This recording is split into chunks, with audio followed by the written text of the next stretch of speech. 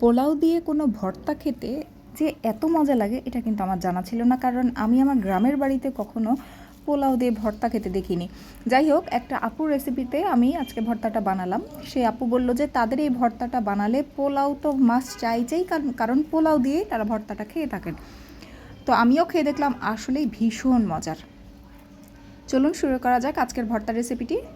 আমি এখানে 1 টেবিল চামচের মতো সরিষা নিয়ে নিয়েছি। যেহেতু আমার এক্সপেরিমেন্টাল ভর্তা, আমি পরিমাণ একটু কম করছি। তো এখানে 1 টেবিল চামচের মতো সরিষাকে আমি ভালোভাবে ধুয়ে পরিষ্কার করে নিয়েছি। সরিষাতে কিন্তু অনেক মাটির দলা থাকে, তো সেই জন্য একটা চালনিতে খুব ভালোভাবে ধুয়ে নেবেন। তো আমি একদম মিহি করে সরিষাটা বেটে নিয়েছি। আমি লাল সরিষা ব্যবহার করেছি, আপনারা চাইলে হলুদ সরিষাটাও ব্যবহার করতে পারেন।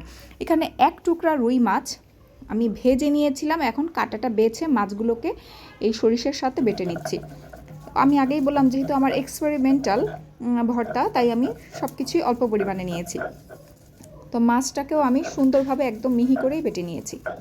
মাছটা বাটা হয়ে গেলে আমি কিন্তু আসলে ভাজা অংশগুলো আপনাদেরকে দেখাইনি, কারণ মাছ ভাজাটা সবাই পারে। মাছ যখন ভেজেছি তখন আমি কয়েকটা ছোটো কোয়া যে রসুন, সেই রসুন আর কয়েকটা কাঁচামরিচও ভেজে নিয়েছিলাম। হালকা করে ভেজে নিয়েছি, এত দেখতেই পাচ্ছেন খুব হালকা করে একটু ভেজে নিয়েছি। তো আমি আবার মাছ ভর্তাতে রসুনের পরিমাণটা খুব বেশি দিই না। এখানে 2 কোয়া রসুন আছে, মাঝারি সাইজের 2 কোয়া রসুন দিয়েছি।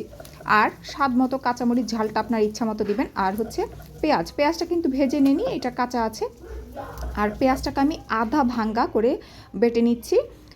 রসুন আর মরিচটা ভালোভাবে বেটে নেবেন, কিন্তু আমি সবসময় ভর্তাতে পেঁয়াজটাকে আধা ভাঙ্গা করে বেটে নিই। এটা আমার কাছে ভর্তাটা খেতে বেশি ভালো লাগে। আর স্বাদ মতো লবণ তো অবশ্যই লাগবে, লবণ দিয়েছি। তো এখন সব কিছু সুন্দরভাবে আমি বেটে নিচ্ছি। যখন পেঁয়াজের সাইডটা আসছে তখন কিন্তু আমি একটু আলতো হাতে এটা বাটছি। আচ্ছা, এখন আবার সব কিছু ভালোভাবে একসাথে মিশিয়ে নিয়ে আবার একটা বাটা দিয়ে নিব। আপনারা কিন্তু এই ভর্তাটা শুধু পোলাওর সাথে খেতে হবে সেটা এমন কিছু না, এটা আপনি ভাতের সাথেও খেতে পারেন। আমাদের গ্রামেও মাছ ভর্তাটা করা হয়, কিন্তু সরিষা দিয়ে মাছ ভর্তাটা কিন্তু আমি প্রথম আজকে বানাচ্ছি। তো যাই হোক, এখন একটু ধনিয়া পাতা কুচিয়ে দিয়ে দেবো ভর্তাতে, কিন্তু ধনিয়া পাতাটা একটা ম্যান্ডেটরি বিষয়, খেতে বেশি ভালো লাগে।